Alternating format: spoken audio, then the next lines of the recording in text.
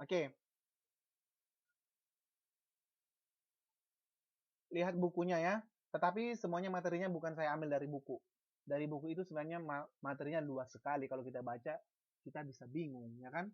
Nah, yang ada kita bingung. Nah, iya, hari ini kita sejarah ya. Nah, sejarah untuk menggantikan kelas yang hari Sabtu lalu. Oke, tidak ada sebenarnya. Tidak ada UN-nya, cuman kan ujian sekolahnya ada ya. Kan bukan berarti harus UN, harus kita mengikuti mata pelajarannya, bukan. Nah, kita ikuti supaya kita juga ada pengetahuannya sedikit tentang ini ya.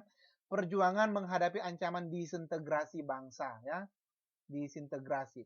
Tadi saya katakan di sosiologi kalau integrasi itu adalah penyatuan. Berarti kalau disintegrasi apa? Integrasi adalah penyatuan. Integrasi penyatuan. Berarti kalau disintegrasi adalah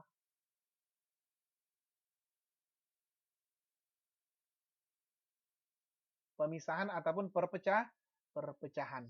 Berarti kita lihat ini topiknya perjuangan menghadapi ancaman disintegrasi bangsa. Bangsa mana? Bangsa Indonesia, ya kan? Iya, perpecahan, benar.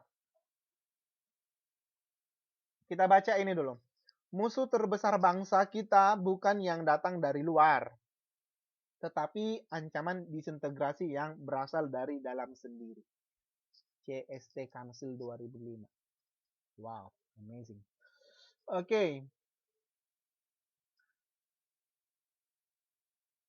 perjuangan menghadapi ancaman disintegrasi bangsa, yaitu pada tahun 1948. Sudah ada yang lahir di sini? Sampai 1965. Sudah ada yang lahir?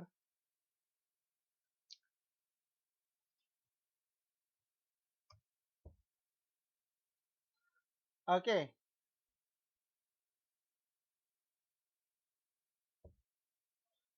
Adanya ketegangan dan gejolak di dalam negeri. Ya. Adanya gejolak dan ketegangan ya di dalam negeri. Yaitu peristiwa yang terkait ini ada nanti masalah ideologi.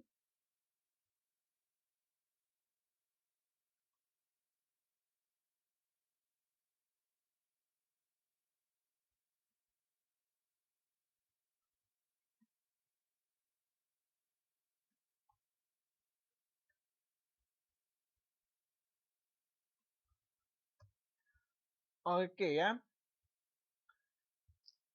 Ideologi apa itu ideologi? Ideologi. Ayo, apa ideologi? Tadi saya katakan kalau ideologi ini adalah ayo apa? Pandangan pandangan hidup ataupun pedoman hidup itu disebut dengan ideologi. Ideologi bangsa Indonesia apa? Ayo, apa ideologi bangsa Indonesia? Pancasila ya.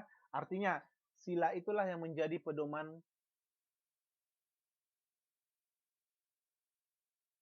masyarakat ataupun bangsa Indonesia ya. Nah,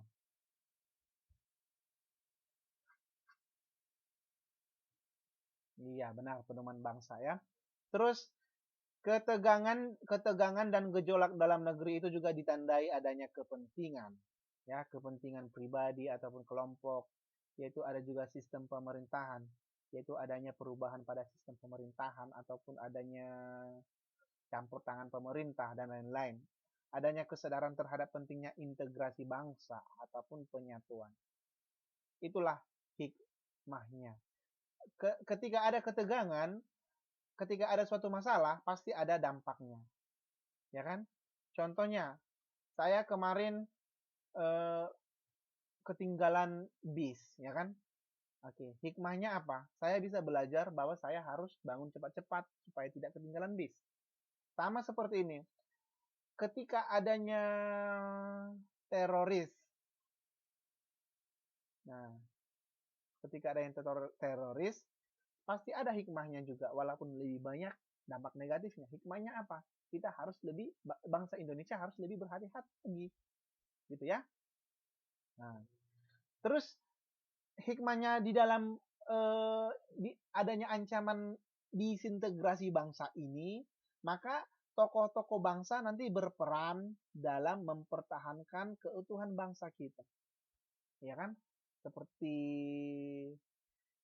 saya sendiri nanti ya kan berperan mempertahankan keutuhan bangsa dalam menghadapi ancaman disintegrasi bangsa. Oke? Kita lanjut siapa saja nanti dia, ya.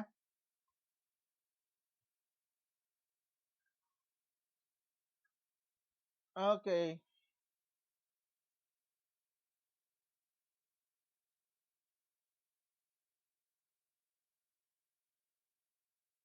Pemberontakan PRRI dan Permesta. Kalau dikatakan PRRI, ini adalah pemerintahan revolusioner Republik Indonesia. Sedangkan Permesta adalah perjuangan rakyat semesta. Ya. Nah, kita baca dulu. Munculnya pemberontakan PRRI dan Permesta bermula dari adanya persoalan di tubuh Angkatan Darat. Nah, yaitu militer. Berupa kekecewaan atas minimnya kesejahteraan tentara di Sumatera dan Sulawesi. Artinya militer tidak memiliki kesejahteraan, maka mereka membuat suatu gerakan. Gerakan revolusioner. Gerakan cepat yang ingin membuat suatu perubahan. Untuk menentang Kepala Staf Angkatan Darat. Ya kan? Nah, menentang Kepala Staf Angkatan Darat. Oke, persoalan tersebut kemudian ternyata malah meluas pada tuntutan otonomi daerah. Kalau dikatakan otonomi daerah ini adalah daerah sendiri itu memiliki hak untuk mengurusi daerahnya sendiri tanpa campur tangan pemerintah pusat, ya kan? Oke, kita lihat dulu PRRI dan Permesta. Sebenarnya Permesta itu tadi artinya kan kepanjangannya Perjuangan Rakyat Semesta. Itu dia dipelopori ataupun didirikan oleh satu orang militer asal Sulawesi Selatan kalau tidak salah. Ya, Sulawesi Selatan, namanya Venje Sumual. Dia adalah seorang militer yang memiliki darah Indonesia dan Belanda. Samuel Venje Sumual, Ya, oke. Permesta ini tadi dia didirikan oleh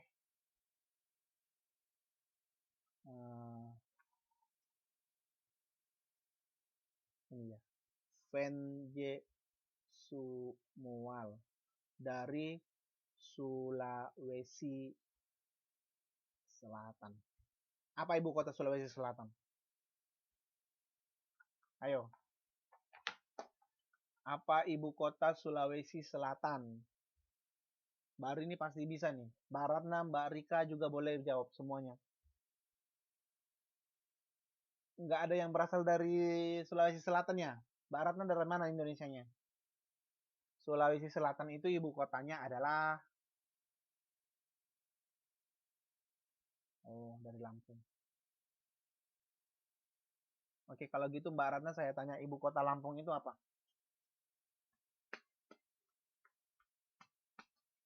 Ayo.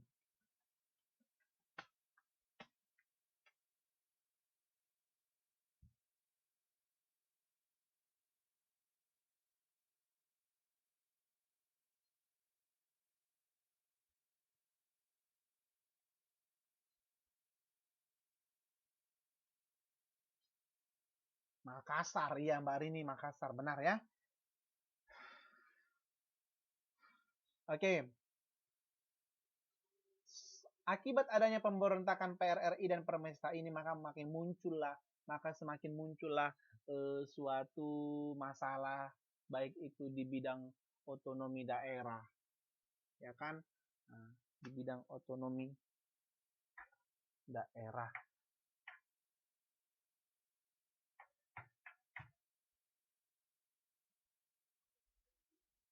Oke, terus militer itu, angkatan darat itu merasa bahwa mereka tidak sejahtera. Ternyata militer yang di Jakarta itu lebih sejahtera. Selanjutnya di Sumatera dan di Sulawesi itu kesejahteraannya kurang. Nah,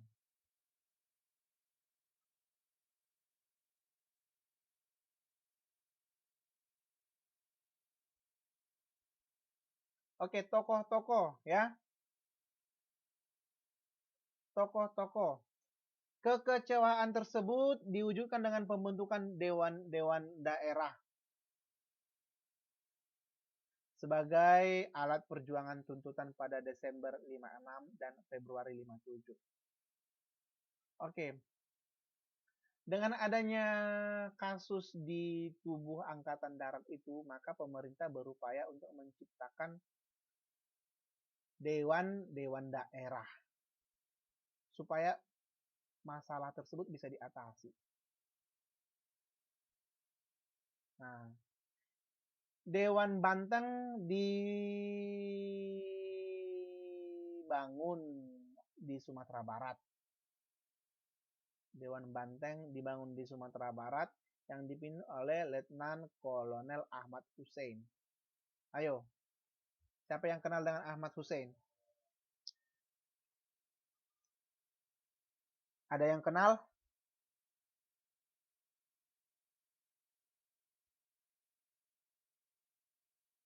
Oke, saya juga nggak kenal ya. Nah, oke, yang kedua, Dewan Gajah ya. Dewan Gajah di Sumatera Utara. Ada yang berasal dari Sumatera Utara nggak di sini?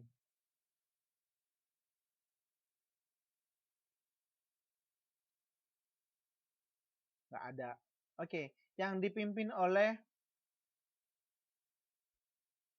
Kolonel Maludin Simbolon. Selanjutnya, Dewan di Sumatera Selatan. Sumatera Selatan ibu kotanya apa? Sumatera Selatan ibu kotanya Palembang. Oke, di Sumatera Selatan dipimpin oleh Letkol Barlian. Di Mangun, Dewan Manguni ya, di Sulawesi Utara.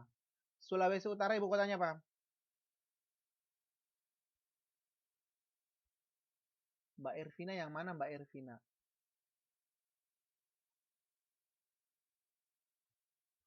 Oke, di Sulawesi Utara. Sulawesi Utara ibu kotanya apa?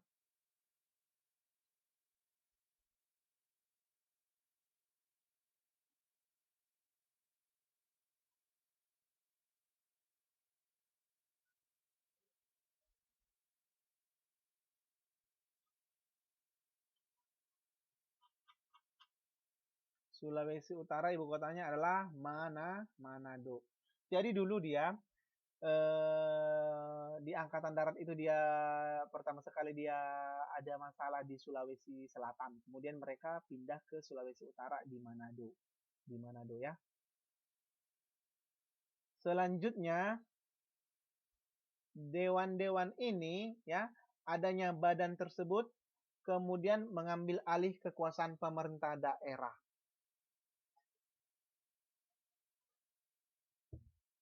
Nah, mengambil alih kekuasaan pemerintah daerah.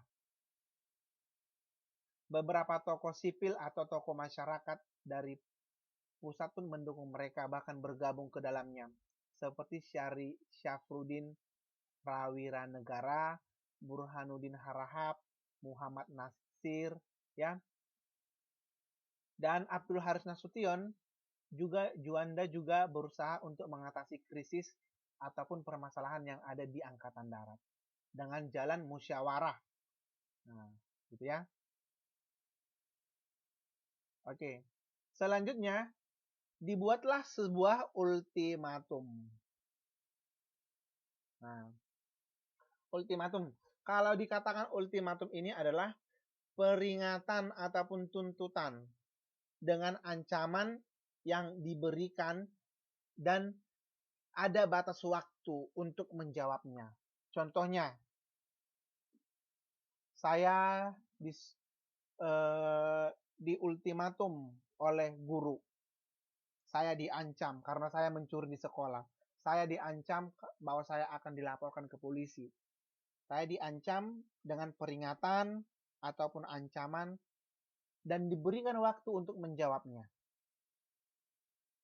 Ada batas waktunya. Itulah yang dikatakan ultimatum. Oke.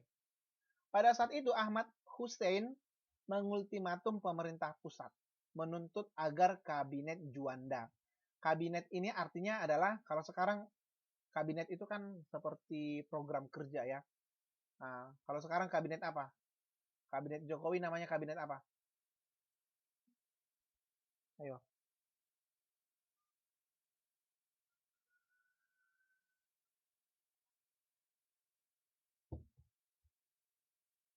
Kabinet SBY contohnya kabinet Indonesia Bersatu, Megawati gotong royong.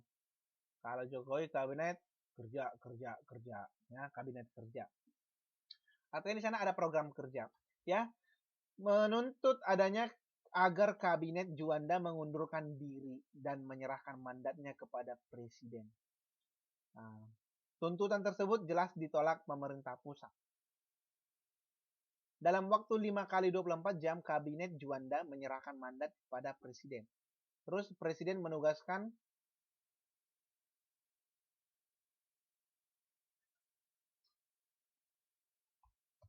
terus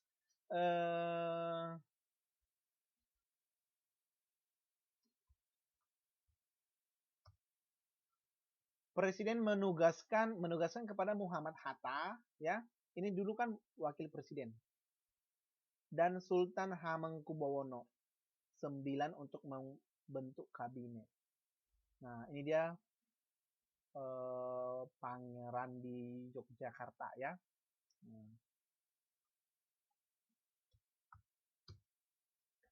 Meminta presiden kembali kepada kedudukannya sebagai presiden konstitusional.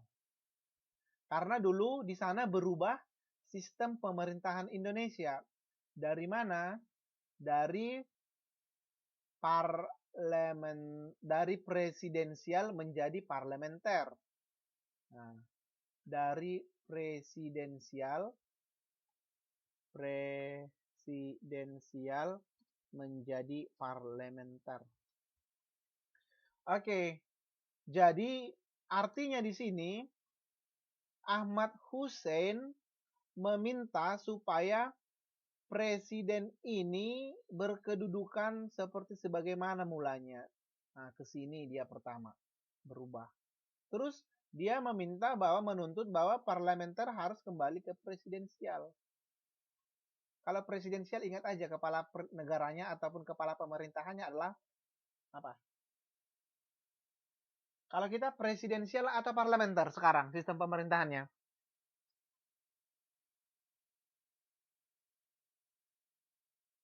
Ayo. Kalau kita?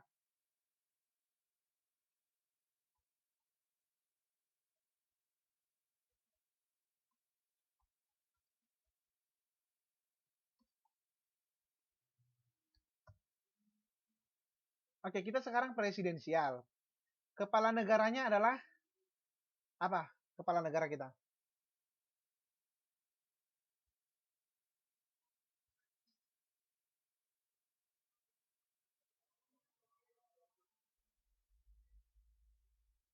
Presiden. Kepala pemerintahannya juga presiden. Sedangkan kalau dia parlementer, ya, parlementer, kalau dia presidensial, kepala negaranya ini sama dengan presiden. Adalah presiden maksudnya.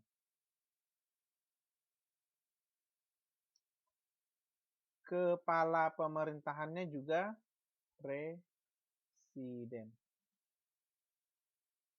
Kalau dia parlementer, contohnya negara Malaysia. Kepala negaranya, kepala negaranya bisa apa? Bisa raja, bisa ratu, bisa sultan, dan kawan-kawannya. Sedangkan kepala pemerintahannya adalah Perdana Menteri. Nah, iya benar. Tetapi kalau di dalam sistem pemerintahan parlementer, ya, bahwa Perdana Menteri inilah yang bertanggung jawab untuk Perdana Menteri ini bertanggung jawab untuk menjalankan pemerintahan. Bisa ya? Oke.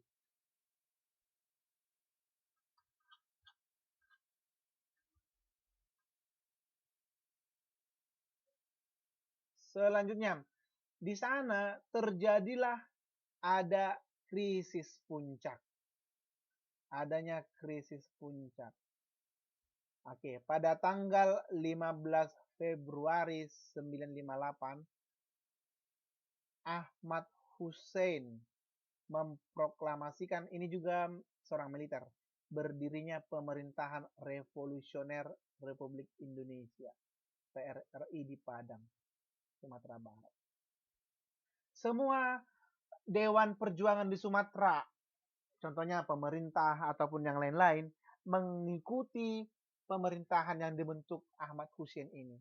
Maka seakan-akan mereka akan membuat disintegrasi. Kalau saya katakan tadi disintegrasi itu apa tadi ya? Ayo, apa tadi disintegrasi? Kalau misalnya Bang Ahmad Hussein membuat suatu pemerintahan di Padang, maka dia tidak lagi menjadi negara Indonesia. Maka ini akan terjadi disintegrasi.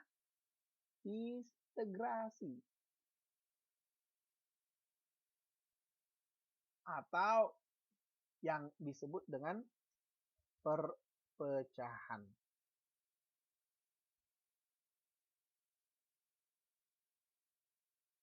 Oke. Sebagai Perdana Menteri, pada saat inilah muncul atau berubah sistem pemerintahan negara Republik Indonesia dari presidensial menjadi parlementer. Ya. Nah, bagi menyelamatkan negara Indonesia dan bukan memisahkan diri katanya, ya kan? Nah, pada saat itu juga PKI saat itu mulai memiliki pengaruh pusat. PKI, kalau dikatakan PKI itu apa? Ayo, PKI.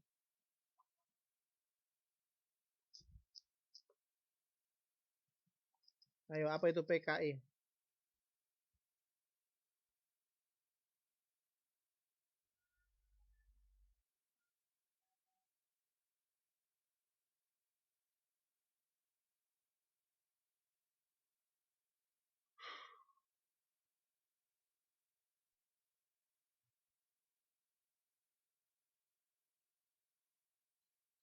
Ayo, apa PKI?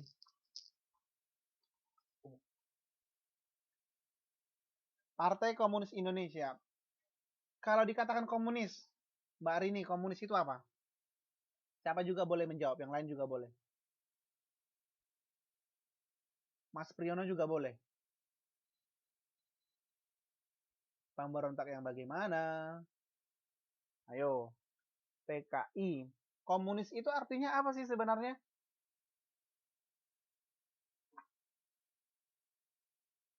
Ya, benar sih, pemberontak itu benar. Tapi yang bagaimana pemberontaknya?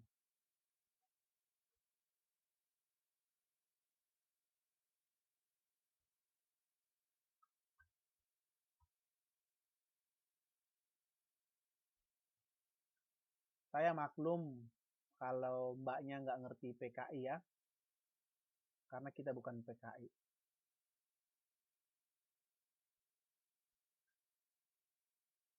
Penjajah apaan nih?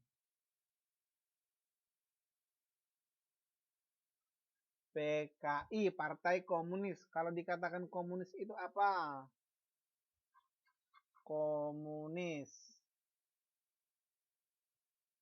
Kalau komunis itu dia pasti bersifat ateis. Ada yang tahu nggak arti ateis ini apa?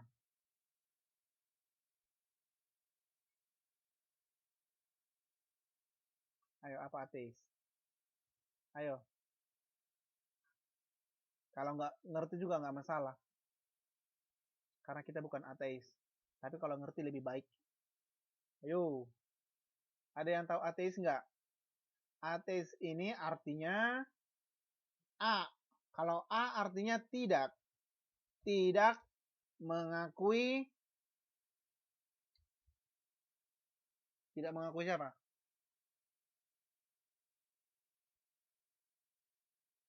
Ayo Mbak Rini, semangat. Tidak mengakui.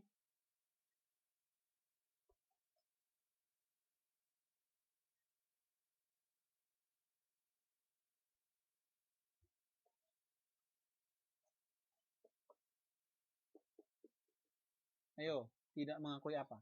Kalau tidak dapat, kita tidak lanjutkan. Kalau sudah dapat, bisa pulang duluan. Pulang. Bisa sign out duluan. Saya tunggu ya.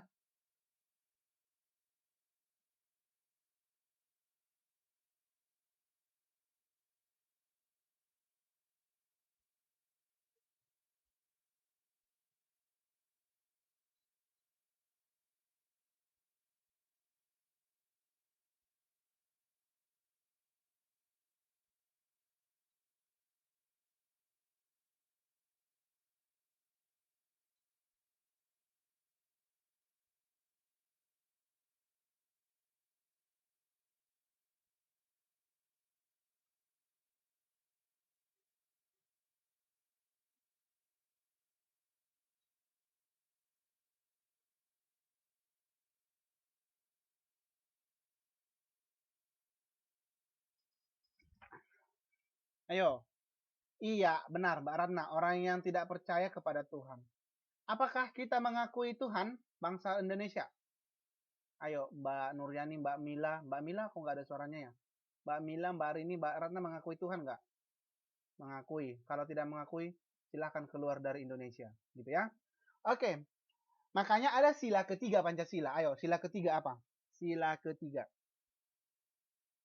Oh, bukan, bukan. Sila pertama, maaf. Sila pertama.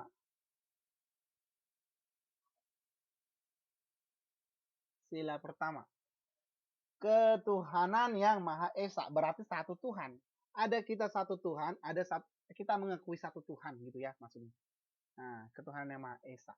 Esa itu artinya satu, besar gitu ya. Nah, itulah komunis.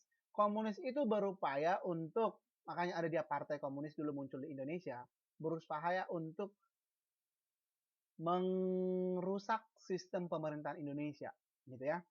Nah, ataupun mengacaukan ataupun menyebabkan disintegrasi bangsa.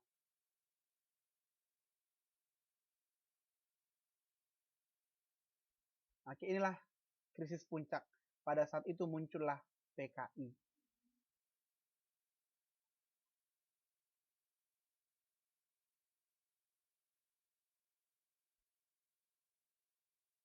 Oke, pada saat itu di Manado, bahkan di Manado itu mendukung munculnya PRRI tadi. Sehingga pada saat itu juga Permesta memutuskan hubungan dengan pemerintahan pusat. Maka di sana terjadilah disintegrasi bangsa.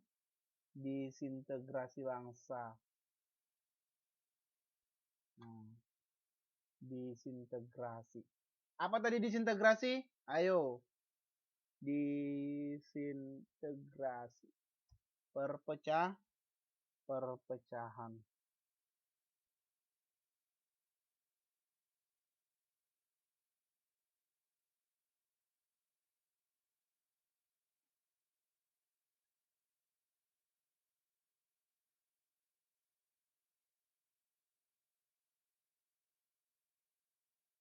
Perpecahan ya.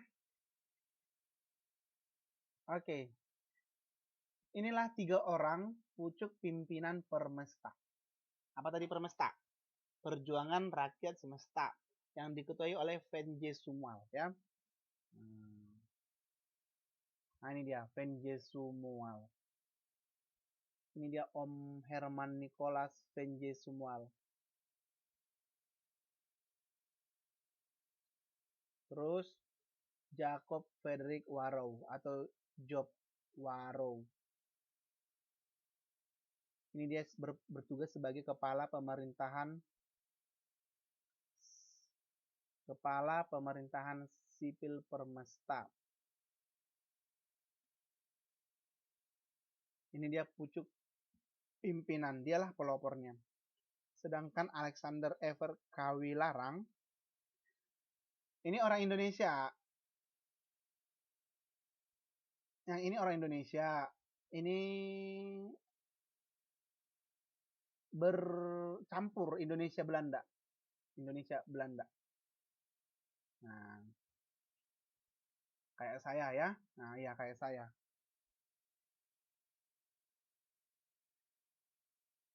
Oke, kalau Om Alexander Everett Kawilarang ini dia sebagai Panglima Besar. Berarti ini Panglima Besar, ini sebagai Kepala Pemerintahan Sipil, dan ini dia pucuk pimpinan.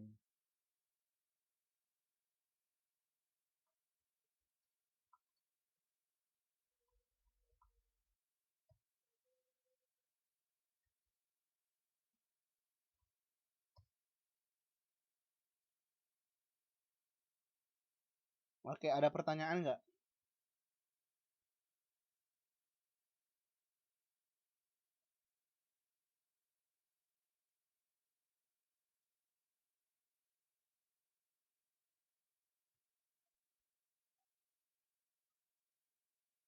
Ada pertanyaan?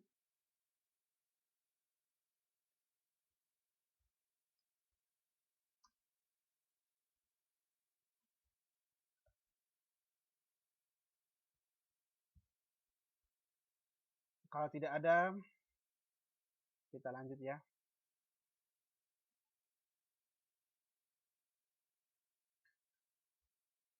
Oke, pemerintah pusat, yaitu yang beribu kota di Jakarta, tanpa ragu-ragu langsung bertindak tegas. Operasi militer dilakukan untuk menindak pemberontak yang diam-diam ternyata didukung Amerika Serikat. Amerika Serikat berkepentingan dengan pemberontakan ini karena kekhawatiran mereka terhadap pemerintah pusat Indonesia yang bisa saja semakin dipengaruhi oleh komunis, yaitu orang-orang yang tidak percaya kepada Tuhan, ya, yang ingin menyebabkan disintegrasi bangsa Indonesia. Maka dilakukanlah operasi penumpasan PRRI.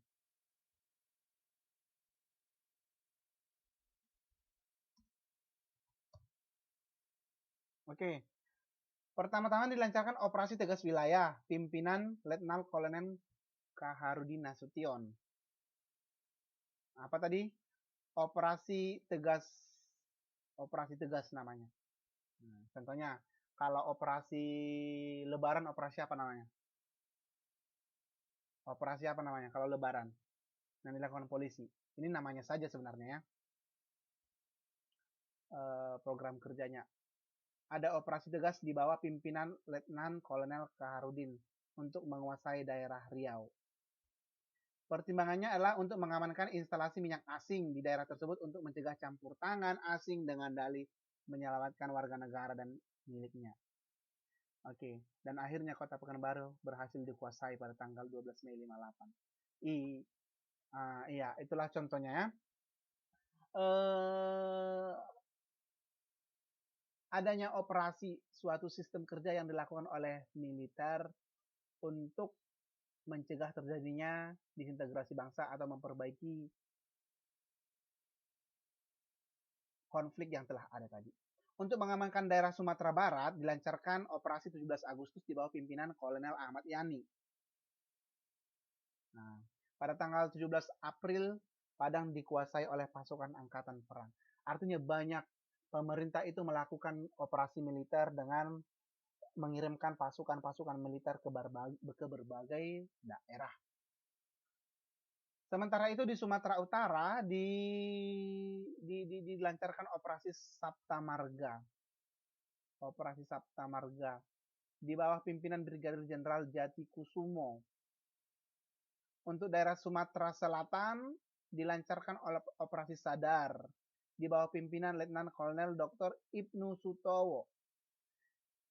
Akhirnya pimpinan PRRI tadi menyerah satu persatu. Akhirnya mereka menyerah. Seluruh pasukannya juga menyerah. Tokoh-tokoh PRI juga menyerah, baik yang militer maupun yang sipil, masyarakat sipil. Dalam usaha penumpasan pemberontakan ini patut dicatat mereka yang berada di daerah pemberontakan tetap setia kepada pemerintah, kepada Sabta Marga, Sumpah Prajurit, antara lain Komisaris Polisi Kaharudin, Dito Rangkajo Basa, dan Mayor Nurmatias di Sumatera Barat, Letnan Kolonel Jamin Ginting, ini dia di Sumatera Utara ya, dan Letnan Kolonel Waham Makmur di Sumatera Utara, Letnan Kolonel Harun Sohar di Sumatera Selatan. Oke, selanjutnya dilaksanakan juga operasi penumpasan Permesta. Operasi penumpasan Permesta. Tapi sebelumnya ada pertanyaan nggak?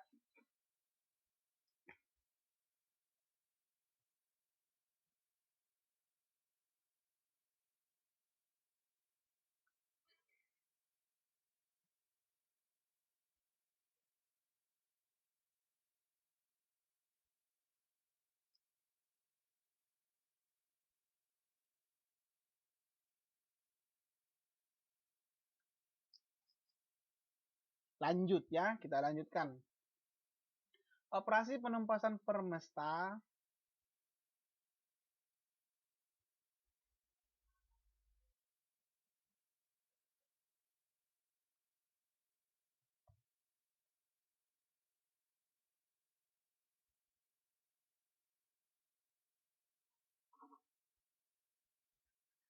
Operasi penumpasan Permesta ini untuk menumpas pemberontakannya yaitu di Indonesia bagian timur. Di bagian timur yaitu dilancarkan sebuah operasi gabungan dengan Operasi Merdeka di bawah pimpinan Letnan Kolonel Rukmito Hendra Diningrat. Di bagian timur dilaksanakan operasi gabungan dan dengan nama Operasi Merdeka, Operasi Merdeka di bawah pimpinan Letnan Kolonel Rukmito Hendra Diningrat.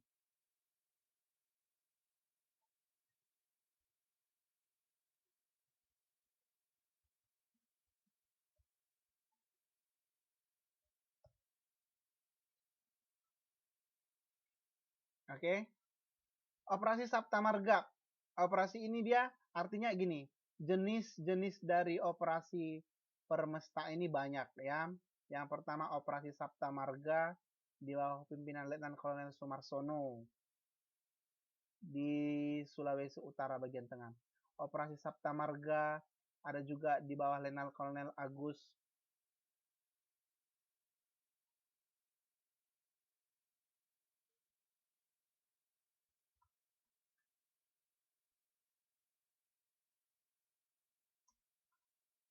di bawah siapa tadi?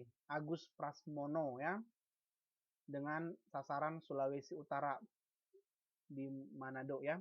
Operasi Sabta Marga 3 juga ada di bawah pimpinan Letnan Kolonel Magenda dengan daerah sasaran kepulauan sebelah utara Manado. Operasi Sabta Marga 4 juga ada di bawah Kolonel Rukmito Herdradiningrat dengan daerah sasaran Sulawesi Utara. Operasi Mena 1 di bawah pimpinan Letnan Kolonel Peters dengan daerah sasaran Jailolo. Saya tidak tahu di mana ini ya. Nah, nanti bisa dilihat. Operasi Mena 2 kalau nggak salah itu di daerah Maluku juga. Operasi Mena 2 di bawah pimpinan Letnan Kolonel KKO Hun Holz untuk merebut lapangan udara Morotai di sebelah utara Halmahera di Maluku ya. Nah,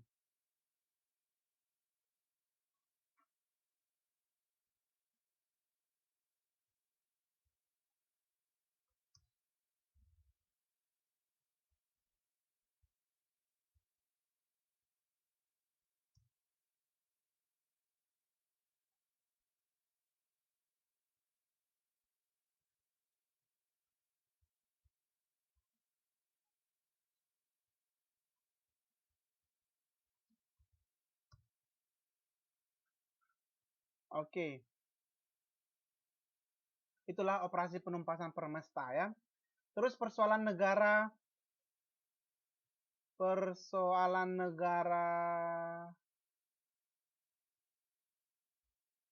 oh maaf, negara federal atau negara bagian ya. Ayo perhatikan, sebentar lagi kok ini, paling 10 menit lagi ya. Konsep negara federal atau negara bagian dalam bahasa Belandanya ini ya, Bijeenkomst Federal Overleg, mau tidak mau menimbulkan potensi perpecahan. Dulu dia negara Indonesia itu pernah menjadi negara bagian, yaitu negara Indonesia Timur, Sumatera Timur, satu lagi apa ya, negara Republik Indonesia, negara Indonesia Timur, dan negara Sumatera Timur ya, 3. Artinya kalau ada negara bagian, berarti kan pasti mengancam disintegrasi bangsa juga kan? Hmm. Oke, maka dengan adanya negara bagian di Sumatera itu, di Indonesia itu,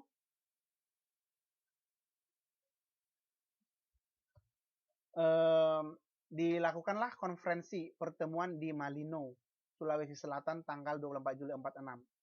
Ya, walaupun Indonesia sudah merdeka pada saat itu, masih ada ancaman yang ingin merusak ataupun mengancam keutuhan bangsa negara Indonesia. Karena di sana juga ada dia ditemukan NIT, Negara Indonesia Timur, ya. Nah, oke, tahun 47 itu ya. Ada dia, kalau dulu dia 3 negara bagian, negara Indonesia, negara Sumatera Timur, dan negara Indonesia Timur. Pada saat itu dilakukanlah konferensi Malino di Sulawesi Selatan untuk memecahkan persoalan negara federasi atau negara bagian ini. Kalau Indonesia kan bukan negara federasi atau bagian kan, negara berrepublik ya. Nah, nah, bentuknya kan republik kan. Oke, dalam tubuh negara negara apa sih? Negara bagian ini juga bukan tidak terjadi pertentangan. Nah, sejak pembentukannya di Bandung pada Juli 48, negara bagian juga telah terpecah ke dalam 2 kubu. Nah, kelompok pertama menolak kerjasama dengan Belanda. Dan ini dia, kelompok pertama menolak kerjasama dengan Belanda dan lebih memilih Republik Indonesia untuk diajak bekerja sama membentuk negara Indonesia Serikat. Nah,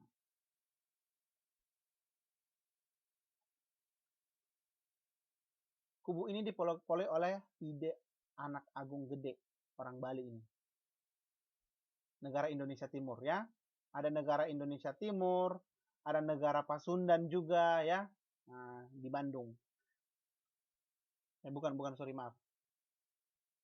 Kedua kubu ini dipimpin oleh Sultan Hamid II di Pontianak dan Dr. T. Mansur di Sumatera Timur ya.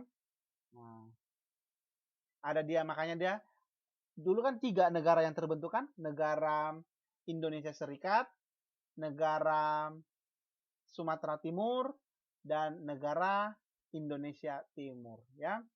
Nah, negara yang pada saat itu terbentuk 3 negara bagian.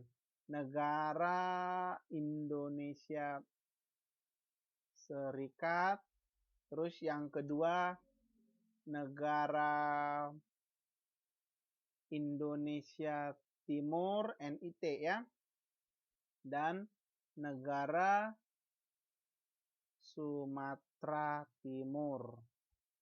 Nah, inilah 3 negara federasi pada saat itu.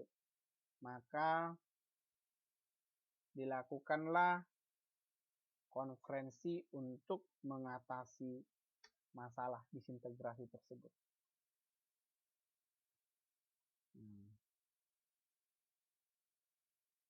Akhirnya, pada saat itu kan yang memecah ini kan tidak lepas dari campur tangan negara Belanda, ya. Makanya diadakanlah KMB, yaitu Konferensi Meja Bundar tahun 49. Nah.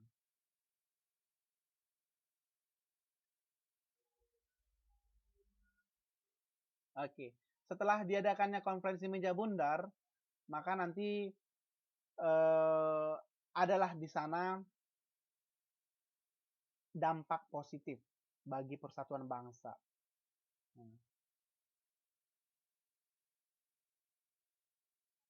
Ya, di sana akhirnya pada saat itu setelah konferensi meja bundar disepakatilah bahwa negara Indonesia bersatu kembali. Ya, hal ini terlihat ketika negara bagian yang keberadaannya ingin dipertahankan setelah KMB harus berhadapan dengan tuntutan rakyat. Yang mana negara bagian tadi, ya, negara bagian yang 3 tadi, yang ini tadi bergabunglah ke negara Indonesia, ke negara Indonesia ini kan.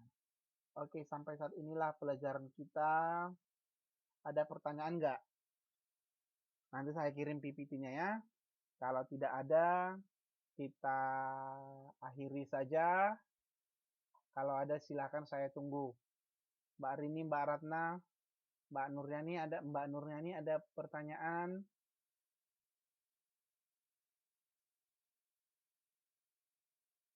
Oke, tidak ada ya.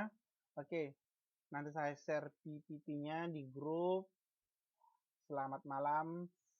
Minggu depan kalau boleh jangan ada yang terlambat ya, supaya bisa mengikuti pelajaran dengan penuh waktu.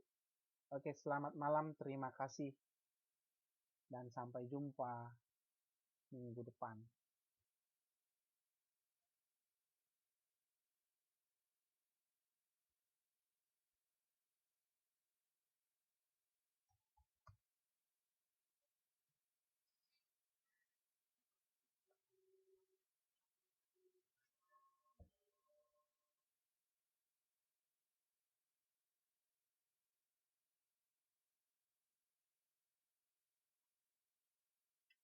Oke, kita minggu depan ketemu lagi ya.